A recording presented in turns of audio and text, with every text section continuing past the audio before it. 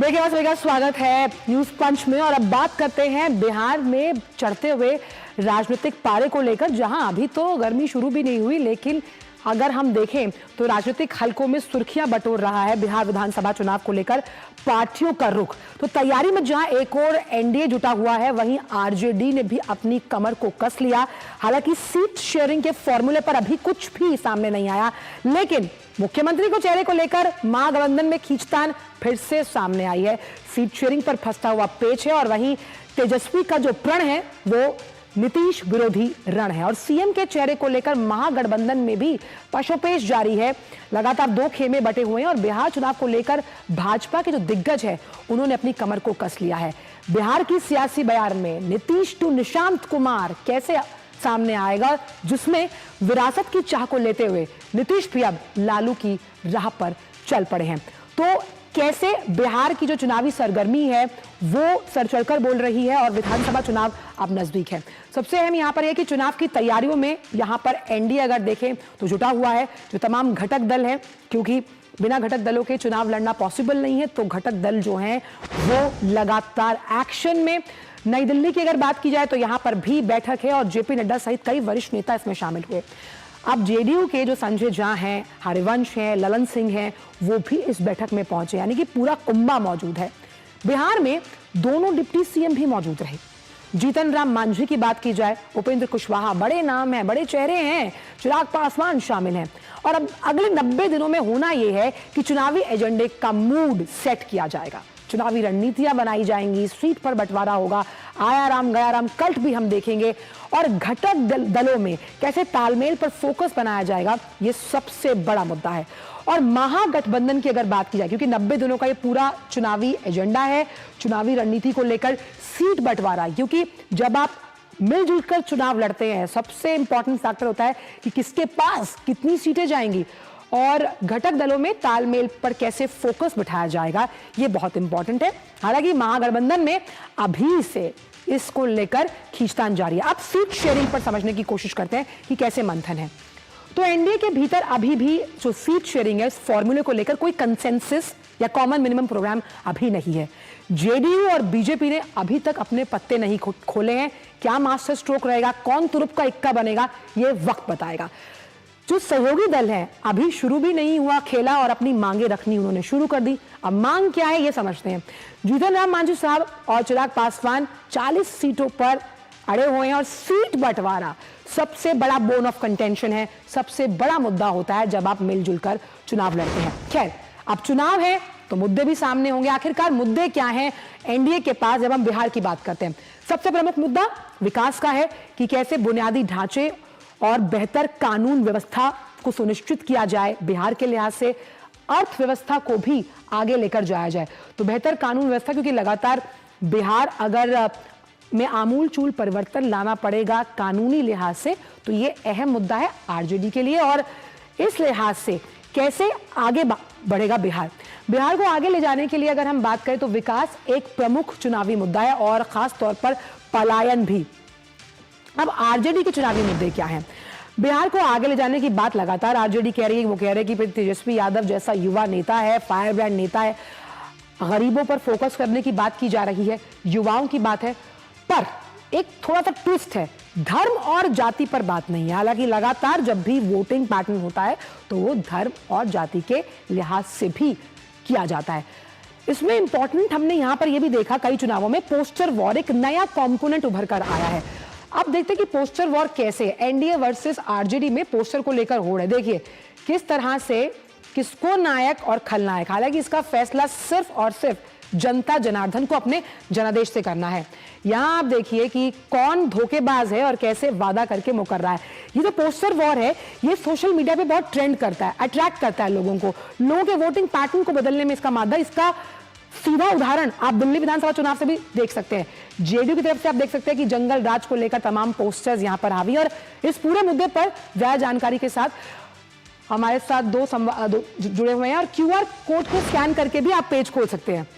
चलिए, तो दो संवाददाता हैं, मधुरेश पटना से हैं और कुमार आलोक जुड़े हुए हैं न्यूज रूम से। कुमार, सबसे पहले मैं आपसे ये जानना चाहती हूं, एनडीए भी कह रहा है कि हमारा एसोसिएशन बहुत अच्छा है, इंडी ब्लॉक भी कह रहा है हमारा एसोसिएशन बहुत अच्छा है, लेकिन सीट शेयरिंग को लेकर अभी भी कोई अपने पत्ते नहीं खोल रहा और यहीं पर ही जो कंसेंसस है वो सबसे बड़ा मुद्दा है। बहुत ही महत्वपूर्ण सवाल आपने कहा कि आप देखें, अगर हम लोकसभा चुनाव की अगर हम बात करें तो लोकसभा चुनाव में बिहार में विपरीत परिस्थितियां थी एनडीए के लिए, लेकिन जब नीतीश कुमार, भारतीय जनता पार्टी और चिराग पासवान जब एक साथ हुए तो आपने देखा कि क्या परिणाम रहा वहां पर। बहुत ही शानदार प्रदर्शन रहा एनडीए का। लेकिन अगर पिछले विधानसभा चुनाव की अगर हम बात करें, बिहार विधानसभा चुनाव की बात करें, तो वहां पर एक सीट एडजस्टमेंट नहीं हो पाया। यानी कि जेडीयू और बीजेपी तो साथ साथ लड़ी चुनाव, लेकिन एलजेपी अलग से उन्होंने चुनाव लड़ा और एलजेपी ने उन्हीं सीटों पर चुनाव लड़ा जहां पर जनता दल यू के कैंडिडेट थे। भारतीय जनता पार्टी के खिलाफ उन्होंने कैंडिडेट नहीं दिया और यही कारण रहा कि नीतीश कुमार 43 पे आ गए। यानी कि जो नीतीश कुमार 100-105 उनकी जो सीटें होती थी वो बड़े भाई से छोटे भाई बन गए। तो अब जो अलग लड़े थे चिराग पासवान और अब उनको एकोमोडेट करना है इस बिहार विधानसभा चुनाव में, तो ये एनडीए के लिए भी बहुत बड़ी चुनौती होगी। अगर हम महागठबंधन की बात करें तो महागठबंधन में भी अगर आप देखें कि कांग्रेस को उन्होंने 70 सीटें दी थी और परिणाम 19 ही वो जीत पाए और दोनों में एनडीए और महागठबंधन में जो दूरी थी वो 9 सीटों की थी जी।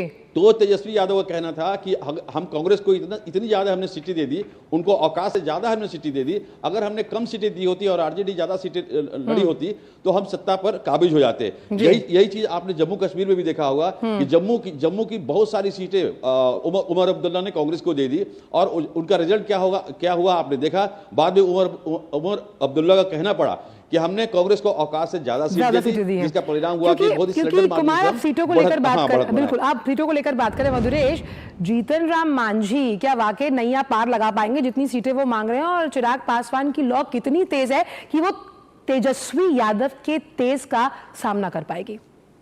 देखिए, लोकसभा चुनाव में हमने देखा कि किस तरीके से जो कम से कम चिराग पासवान है उनका स्ट्राइक रेट 100% रहा है। ऐसे ही झारखंड के विधानसभा चुनाव में भी चिराग का जो प्रदर्शन था वो काफी अच्छा रहा था। तो और चिराग और जीतन राम मांझी के पास में एक बड़ा वोट बैंक है जो कि पिछड़े वर्ग का है, SC ST का है, और ये वोट जो है ये कहीं ना कहीं अगर वोट परसेंट अगर बढ़ता है तो ये राजद के वोट बैंक में ही सेंधमारी होगी। तो इसका जो फायदा है वो निश्चित रूप से एनडीए को मिलेगा। और लेकिन हाँ, जहां तक बात है कि चिराग पासवान 40 सीट मांग रहे हैं, जीतन राम मांझी भी 40 सीट मांग रहे हैं, ऐसे में जो अभी सूत्रों के हवाले से अंदर की खबर मिल रही है वो ये पता चल रहा है कि इस बार जो एनडीए है वो पार्टी के लिहाज से, पार्टी को देखते हुए सीट बंटवारे की जगह इस बार कैंडिडेट को कितने इंपॉर्टेंट है, किस जगह किस विधानसभा में कौन सा कैंडिडेट इंपॉर्टेंट है, उसके हिसाब से सीट बंटवारा करने की